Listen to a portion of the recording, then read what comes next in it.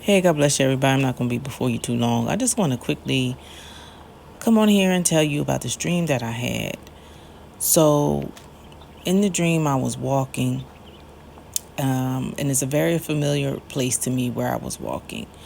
It's like I grew up around this place, and still to this day, I travel this particular road very often.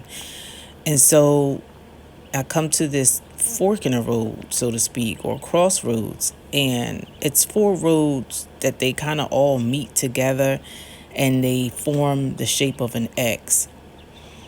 And one side or leg of the X has the right of way, and the other leg, they both have to stop. So I'm walking along and I get to that point, the middle of the X, and I notice all these ruins. And I'm, talking within myself, and I said, "Oh wow, this is like Babylon um, or Roman ruins." In a dream, I couldn't differentiate between the two, and I was like, "This is like the ruins of like some civilization, like Roman or Babylonian." And then I heard, it was so loud in my dream, at just a voice. Usually, like, there's somebody, like in these dreams I had, usually there's somebody along the side of me speaking or whatever. But this one, it was like almost like it was like, how do I describe it? It wasn't like a still small voice. It was like a loud, booming voice, like over top of me, just saying, again. It was just so loud, like, again, it will happen again. And then, excuse me, and then I woke up. So that dream to me didn't need any interpretation. Like, I just knew what God was saying in this dream. So what it means is that here in America, where I had the dream, because that's where I was at, here in America, we're at a crossroads, and where we can be equated with Babylon and Rome. Now, I know people will come at me and say, America's Egypt spiritually, because if you just look at the back of a dollar, you can see the pyramids and all the stuff, and the bondage and the slavery and all that stuff. And I agree. But I know people will say, well, no, we're Babylon because, all the wickedness and all the things that we're doing and da da da da. And I will say to you, I agree. And then some people will say we're Rome, and I agree there too. So I would say that I would say that all three of those are true.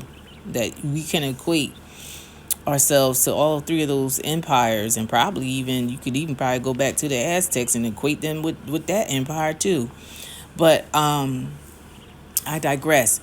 So what God is saying in this dream is that America, because that's where I was at in the dream, America is at a crossroads, and that what has happened to the Roman or Babylonian Empire will happen here to America as well.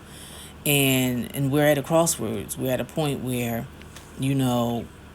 decisions, and once we cross over into to a certain, I guess, decision or whatever, it's going to be lead us to our ruin. And so, when I had that dream, I was just like, God, well, what do you want me to tell your people? Because this don't sound too good. What do you want me to tell your people? And I know you're a God of hope, and you always, every dream that I have with you, you always, even though it might be something, let's just say, like, if I have a dream about correction or whatever, it's still like at the end of it, there's still some hope. So I just ask the Lord, what do you want me to tell your people? I'm gonna tell the dream, but then what? And so the Lord gave to me chapter 8. Romans chapter 8. Now, there's a lot in Romans chapter 8, but I'm just going to pick a few, maybe a paragraph or two out of there. But basically, what God is saying is that we have the Holy Spirit residing within us. We have the Holy Spirit residing within us, and we live by the Spirit. And so, how we move in these last days and times is going to be by the Spirit of God.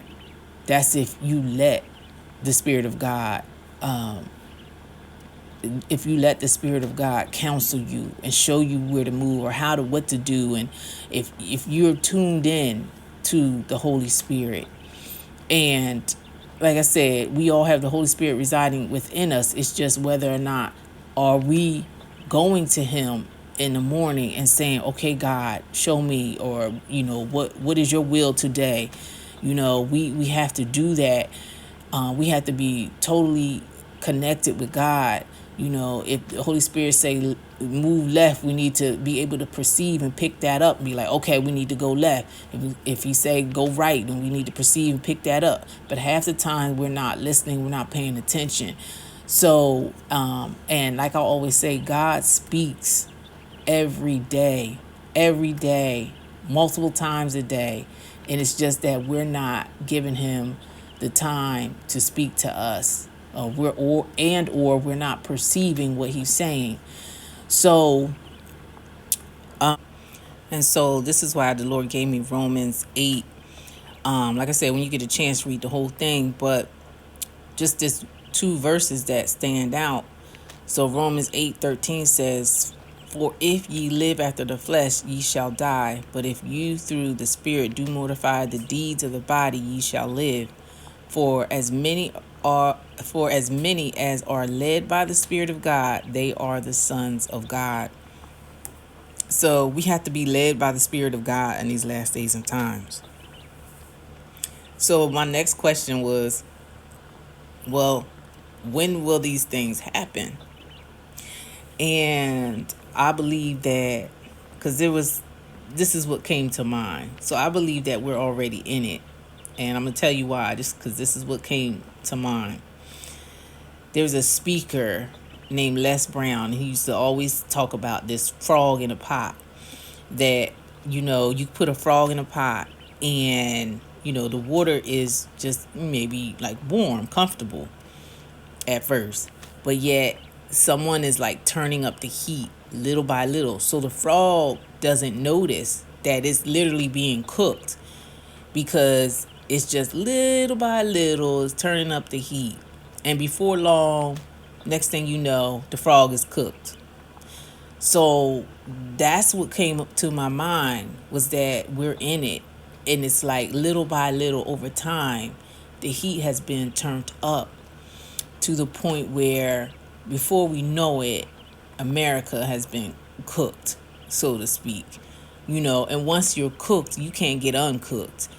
And so, but as for our part, as the people of God, as long as we are connected with the Holy Spirit and we are coming to Him and we are sensitive to His Spirit, and we know, we could feel Him. We can know that when He's left the building. We can know when it's time to say something, or it's time to be quiet, or it's time to, like I said, go left, or it's time to go right, or go straight ahead. Whatever it is, if we're connected to God, then we shouldn't worry.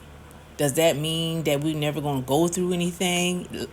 Those of you that have been walking with Christ for a long time know that, you going to go through trials and tribulations. You're going to go through things. But as long as we're not going through it alone, that's what matters the most. And you know what I mean by not going through it alone. Because, people can forsake you, but God will never leave you nor forsake you to the end. So, yeah, so I love you.